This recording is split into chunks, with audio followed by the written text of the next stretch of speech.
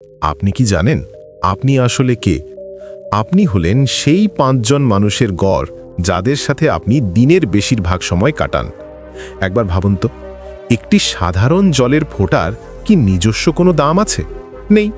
কিন্তু এই একই জলের ফোঁটা যখন সাপের মুখে পড়ে তখন তা বিষ হলে যায়, আর যখন ঝিনুকের পেটে পড়ে তখন তা মহামূল্যবান মুক্তা হয়ে যায়। জল একই, শুধু তার সঙ্গ আলাদা। আপনার জীবনটাও ঠিক এই জলের ফোঁটার মতো। আপনি জীবনে সফল হবেন না ব্যর্থ হবেন তা আপনার মেধার চেয়েও বেশি নির্ভর করে আপনি কাদের সাথে মিশছেন তার ওপর। আজকের এই গল্পটি আপনার চোখ খুলে দেবে এবং আপনাকে ভাবতে বাধ্য করবে আপনি এখন কার সাথে মিশছেন। সুমন নামের এক যুবক ছিল যে জীবনে অনেক বড় কিছু করতে চাইত। তার মেধা ছিল, বুদ্ধি ছিল এবং সে পরিশ্রমীও ছিল। কিন্তু অদ্ভুত কারণে সে কিছুতেই সফল হতে পারছিল না। সে ভালো কিছু শুরু করলেই তার বন্ধুরা তাকে নিয়ে হাসাহাসি করত। কেউ বলতো, ধুর, এসব করে লাভ নেই। আবার কেউ বলতো, চল আগে ঘুরে আসি, কাজ পরে হবে। সুমন তাদের কথা ফেলতে পারত না, ফলে তার সব কাজ অর্ধেক হয়ে পড়ে থাকত। হতাশ হয়ে সুমন একদিন গ্রামের এক জ্ঞানী গুরুর কাছে গেল।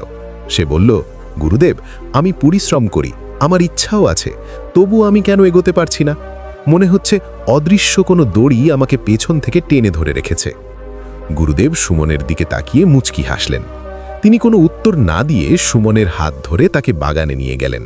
তখন বাইরে ঝিরঝির করে বৃষ্টি পড়ছিল। গুরুদেব একটি গাছের পাতার আড়ালে দাঁড়িয়ে বৃষ্টির দিকে ইঙ্গিত করে বললেন, সুমন, ওই আকাশ থেকে পড়া বৃষ্টির ফোঁটাগুলোর দিকে তাকাও। এদের সবার জন্ম একই মেঘ থেকে, সবাই একই জল, কিন্তু এদের ভাগ্য নির্ভর করছে এরা নিচে এসে কার সংস্পর্শে আসছে তার উপর। গুরুদেব এরপর ৩টি উদাহরণ দিলেন। ১. উত্তপ্ত মাটি বা তাওয়া। দেখো, যে বৃষ্টির ফোঁটাটি ওই উত্তপ্ত মাটির ওপর বা গরম পাথরের ওপর পড়ছে তার কি হচ্ছে? সে পড়ার সাথে সাথেই বাষ্প হয়ে হারিয়ে যাচ্ছে, তার অস্তিত্ব শেষ হয়ে যাচ্ছে। ঠিক তেমনি তুমি যদি নেতিবাচক এবং রাগী মানুষের সাথে মেশো, তবে তোমার প্রতিভা ওই জলের মতো বাষ্প হয়ে উড়ে যাবে। ২. পদ্মপাতা।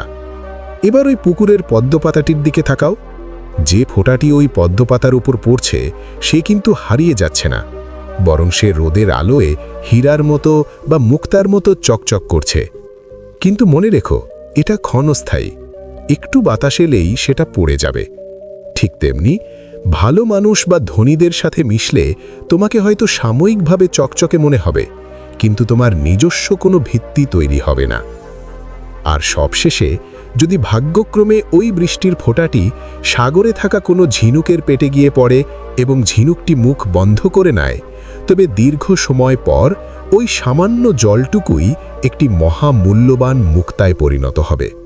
গুরুদেব সুমনের কাঁধে হাত রেখে বললেন, বৎস, তুমিও ওই বৃষ্টির ফোঁটার মতো বিশুদ্ধ এবং সম্ভাবনাময়, কিন্তু তুমি যাদের সাথে মিশছ তারা হলো ওই উত্তপ্ত মাটি। তারা তোমার স্বপ্ন, তোমার সময় এবং তোমার এনার্জি শুষে নিচ্ছে, তোমাকে শেষ করে দিচ্ছে। তুমি যদি মুক্তা হতে চাও তবে তোমাকে ঝিনুক খুঁজতে হবে, অর্থাৎ এমন মানুষের সঙ্গ খুঁজতে হবে যারা তোমার চেয়ে জ্ঞানী, যারা তোমাকে বড় স্বপ্ন দেখতে শেখাবে এবং তোমাকে সঠিক পথে চলতে সাহায্য করবে। সুমন সেদিন বুঝতে পারল তার ব্যর্থতার কারণ তার ভাগ্য নয়, বরং তার সঙ্গ। সে বাড়ি ফিরে সেই সব নেতিবাচক বন্ধুদের সঙ্গ ত্যাগ করার কঠিন সিদ্ধান্ত নিল। বন্ধুরা, আমাদের জীবনও ঠিক এই গল্পের মতো। আমরা ভাবি, আমি তো ভালো, বন্ধুরা খারাপ হলে আমার কি?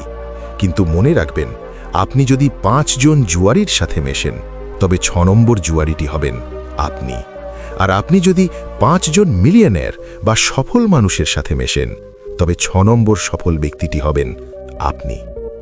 সঙ্গদোষ লোহাকেও ভাসিয়ে দেয়, আবার সৎসঙ্গ পাথরকেও ভাসিয়ে রাখে। যদি এই ভিডিওটি আপনার চোখ খুলে দিয়ে থাকে তাহলে অবশ্যই চ্যানেলটি সাবস্ক্রাইব করুন। সেই পর্যন্ত স্ক্রিনে আসা এই ভিডিওটি দেখতে পারেন।